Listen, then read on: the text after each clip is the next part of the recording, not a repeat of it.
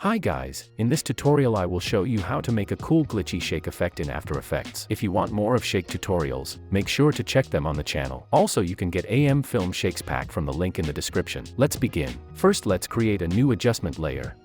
Now scroll 20 frames forward, hold shift and press page down 2 times. Cut the end of the adjustment layer and then drag it above your second clip. Make sure to scroll to the very beginning of the adjustment layer, then apply a motion tile effect to it. Click the tile center stopwatch icon, then move the Y position slightly downward. You can see how far I drag the position, just pay attention right here. Now scroll forward a bit, then move the Y position upward.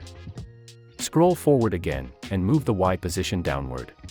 Finally scroll to the end, then right-click on Tile Center, and select Reset to restore the position. Now make sure to check Mirror Edges, then change the output height to 120. Scroll back to the beginning of the adjustment layer and then apply the VR Chromatic Aberration effect. Click on the Aberration red and blue stopwatch icons to add keyframes. Then check Fall Off Invert. Now scroll to the end of the layer, and set both Aberration red and blue to 0. Scroll to the beginning again and apply Turbulent Displace effect. Change displacement to horizontal displacement. Then click on Amount and Size stopwatch icons to add keyframes and then change Amount to 40 and the size to 50. Now scroll to the very end of the layer and change Amount to 0, then set the size to 150. Scroll back to the beginning again and then apply VR Digital Glitch effect. Click on Master Amplitude stopwatch icon to add a keyframe and then set it to 50. Now scroll to the end of the layer and change Master Amplitude to 0. Let's apply Optics Compensation effect now and then scroll to the beginning of the adjustment layer. Change FOV to 70 and then check Reverse Lens Distortion. Now click on FOV stopwatch icon and then scroll to the end of the layer and change FOV to 0.